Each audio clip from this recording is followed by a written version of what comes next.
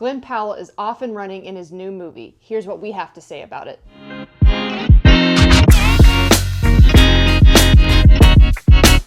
Hey guys, today we saw The Running Man. Comes out November 14th, 2025, 38 years and a day after the original in 1987. It was written, directed, and produced by Edgar Wright. He wrote and directed 3 films with Simon Pegg: Shaun of the Dead, Hot Fuzz, and The World's End. He also wrote Marvel's Ant-Man from 2015, and wrote, directed, and executive produced Baby Driver, just to mention a few. Here's a list of some of the stars: Glen Powell, Josh Brolin, Coleman Domingo, Lee Pace, Michael Cera, Jamie Lawson, Katie O'Brien, and William H. Macy. There you go. Not too many. I actually took some out because I was like, yeah, they weren't really in the movie. Genre is dystopian action thriller. We watched it in theaters, and the runtime is 2 hours and 13 minutes. What drew us to this film is that it's a remake of an Arnold Schwarzenegger film, and it has Glen Powell in it, so we thought it might be decent. If you've seen the original, this one differs from the original. I messed that word up, but in the original, it's 2019, and prisoners must escape to freedom to avoid brutal death. In the new one, there's no set year. It's just a near distant future. And the main character has a sick baby with a flu, and he can't afford medication, so he joins The Running Man, which is a top-rated TV show where runners volunteer to survive for 30 days while professional assassins hunt them down, while public also help to bring them down. Every day they survive, they make cash. Every hunter they kill, they make cash. And if they make it 30 days, then they make $1 billion. So that's the new movie. Story was easy to follow. It kept my interest for most of it. It has a little bit of a slow burn for part of it. There was a part that slowed down, but other than that, it paced just fine. Finally got to running. He was hiding out for a bit in the beginning, and it was like, all right, how long is this going to last? Get to moving. Are we going to watch him hide out? Get to the action. The characters were believable and well developed for the most part. Ben, played by Powell, did well. He was high energy the majority of the film. He was angry a lot. Lee Pace, who played the Lee Hunter, he usually plays drama. I mean, he went to Juilliard, but in this, he does action really well. I was actually really surprised to see him in this movie because I know that he's in like Marvel movies and like Lord of the Rings and stuff like that, but he's always very like chill, like very calm. And he was in this movie too, but he was like action packed in this movie, but still very calm. But I was very surprised. Creepy. Yeah, I was very surprised to see him in this like hardcore like action type movie because I'm used to seeing him just chill. He was like basically like the final boss, I guess. Yeah, which is cool. I was very surprised to like see him take on like kind of like a new role. Michael Cera played Elton. He was nice to see in an action role. Of course, he added his comedy to it. He was my favorite character. He had a very small role. He was a supporting role, but he had a pivotal role to the film. Yeah. He's a truth seeker, and he plays it well. I was able to connect with Ben because he's a good person who stands up for those who are wronged. I hate it when others are taken advantage of. He doesn't like that. He's been fired from several jobs for standing up to authority when they're wrong. Even when enemies were after him, he was still looking after their well-being, which shows how good of a person he is. I think Ben's character was really slow in the beginning. You kind of had to see his character build to understand his character. Yeah, it just started out when he had like an angry dude, and you're like, why is he an angry dude? Oh. Yeah, and I think you mentioned it in a little while, but just to see him not be able to connect with like his wife's character. I know it's in the notes. I read them this time, but she didn't carry the order. No, but I'm just mentioning the Ben character at this moment in time. I had a really hard time. He said that he connected with it. I had a hard time connecting with it because I think that he didn't connect with certain characters in the movie. And I had a hard time connecting with him because of that situation. As far as relationships being convincing, The relationship between him and his wife didn't seem believable. Yes, and I think that's why I had a hard time connecting with his character, because I don't know if maybe those two actors in general just didn't connect in the movie. Yeah, I said they didn't have any chemistry. Yeah, at all. Like, they did not have any chemistry whatsoever in the movie. I mean, they didn't... Zero. She really wasn't in the movie that much, so I don't know if the actors just didn't spend any time together or she just wasn't a good actor. I mean, she may very well be the best actor in the world. I don't know. But those two together... They just didn't have any chemistry. None. They And weren't Glen good Powell... together. Glen Powell is like in my opinion, he's like an excellent actor. Every movie I've seen him in, he is an excellent actor. Like, I have seen him in probably all of his movies, and he has grown... Not that Hulu one. Grown and grown and grown. Like, his acting career has flourished, but him and his wife in this movie, there was nothing there in my opinion. The relationship seemed forced. Exactly. So, but whenever he was in this movie, like, by himself, he did excellent. Yeah. So. Yeah, he did really well. The relationships that he had with new people that he met seemed fine. Like new friends, there was no problems there. William H. Macy's character, Molly, they seemed to have a long-lasting relationship, and it was believable. They were friends. But William H. Macy is also an incredible actor. probably one of the best actors ever. Like, he's like iconic. Absolutely. Visuals and style. Overall, the film looked like a dystopian future, but not too futuristic that we couldn't connect to it, like Back to the Future Part 2. There were a lot of futuristic things in this film that could very easily exist today, or we could still see it Consumer Electronics Show. I didn't feel like the movie was very futuristic whatsoever. There's some things that we have today, like just a very much improved version. There was cars, there was self-driving cars, but like everybody had a self-driving car, basically. But there were some cars even from like the 60s, but like those cars were probably still self-driving cars. Like everything there they had were like 100% self-driving, but like also like when police came behind them, the car made you pull over. Like it made you pull over. Like that's obviously a futuristic feature. I mean, I feel like they try.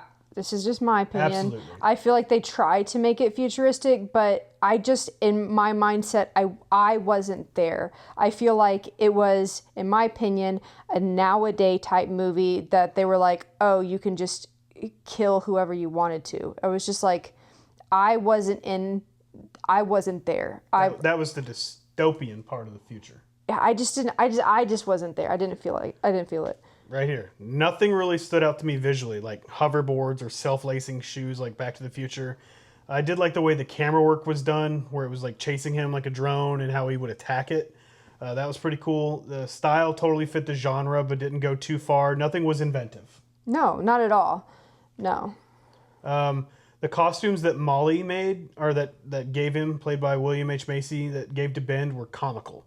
They were kind of stupid. I mean, he even has like a mustache at one point. It falls off his face. He's supposed to be like undercover. I'm sorry. If you walked right in front of me with that costume, I would have been like, I know exactly who you are. He is literally himself with glasses on, like freaking Superman. Yeah. Standing in front of 3 huge billboards of himself. No one notices him? Give me a break. I said, I don't know if the comical outfits were done on purpose, but between those and reality TV show Americanos that kept pumping on TV. Yeah. And I didn't understand why that kept popping up. I said the movie was starting to feel a little bit like Idiocracy at times. Yes. I was like, agree. This is really dumb. Like the first time it came on, I was like, this is Kardashian stupid. I even looked at him and I asked him, I said, are they trying to make it feel like bad acting? Like, yes. Oh my gosh, we were just like, are they doing this on purpose? Yeah. The music hit the right moments, heightened tension where it needed to. Nothing was special. Themes and message. All the movies we've watched, yeah, they have a little bit of a message. This movie, the whole movie was message.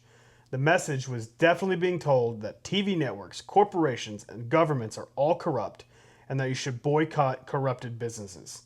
It was very heavy-handed, the message. Yeah. It definitely wasn't too far into the future, because we're all seeing that now. Mm-hmm. Emotional reactions, lots of laughs, which was nice. There were some gasps, no real anger. And you're happy at the end. You feel sad for some characters. Some of you might not, you heartless savages. Overall, I felt entertained throughout the movie. Yeah, it was really entertaining. There was just some parts that was a little irritating, but it was a good movie. Yep. Direction and writing, there were some great twists. Some of it was predictable. Yeah. But there were some where we're like, oh, we didn't see that coming. One of the guys, McCone, when he takes off his mask, I was like, I knew it was him. Oh, you did? Yeah. I didn't see that coming. I knew That's his, when I I knew his was voice like, because he has the same voice and everything. Don't say who it is. But when he took off his voice, I knew it was him. I didn't. And whenever I saw him pop up, I was like, what the heck? There were some deaths that were pretty crazy and some explosions that were awesome. One of the deaths, and I won't say who or what happens, I literally my jaw dropped. I was so shocked, and I was actually upset. So Usually they film it at the right angle, like where you're in a car or something, and the angle's over here, so there's like a lot of openings, so you can see like the person like punch through the window or something. You're like, something's gonna happen. It wasn't like that. There was no angle for this person to get It was very attacked. unexpected, and I was completely just shocked. Yeah, Jaw had dropped. the perfect ending. This movie had the perfect ending. You're like, awesome. Yeah. Overall impact, it's much more faithful to the Stephen King's original novel. The villain McCone is calm, quiet, masked, emotionless, and leans hard into the media criticism. One thing it did really well was expose how media manipulates reality in a way that feels uncomfortably real. One thing that it could have done better, I think, is maybe show how things got this bad in this world. Yeah, I agree with that.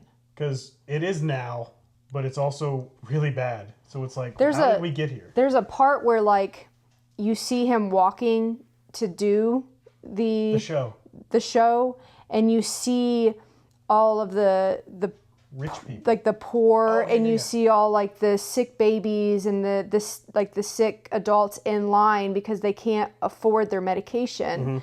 And the whole reason he's doing this is, of course, because he's got a sick child, and you're like, oh my gosh, I feel so bad for these people. And then he walks through a door into another area, and then you see all of the rich, and no one's sick, everyone's healthy, and you see they did a really good job at seeing the complete difference between like the dirty area, the really clean area, the poor people and the sick people, and the rich people and the healthy people. And they did a really good job at that. Only the sick and dirty were in line for this. For that, yeah. For the game. Yeah, and for the game, the only people in line were the sick and the poor, like he just said. They did a really good job at showing the difference with all of that. That was really good.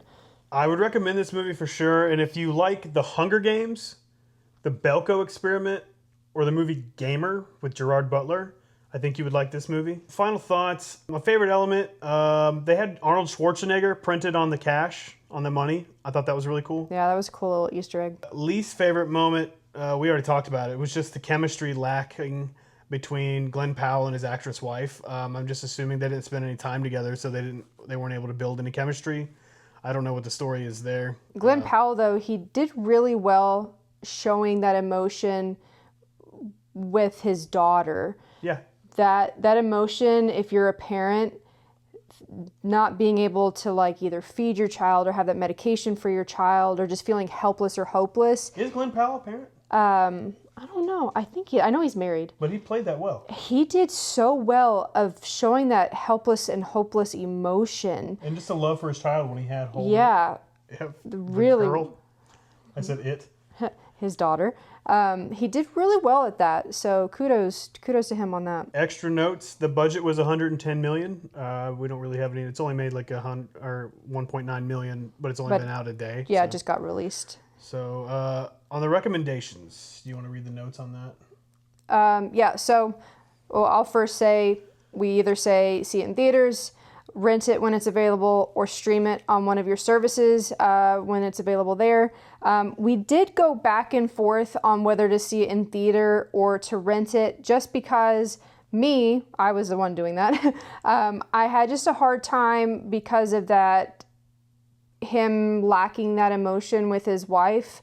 The slow burns. And that slowness there. But then I went back and was like, Glen Powell did such a good job in all the other areas. It did outweigh the negative feelings that I had for it. So I am going to recommend see it in theaters because it is a really good movie. There's a ton of action, ton of laughs. Yeah. And all the other actors did an excellent job at their part. So I will say that there. So thank you guys so much for coming to see us on our awesome couch. And you guys matter to us.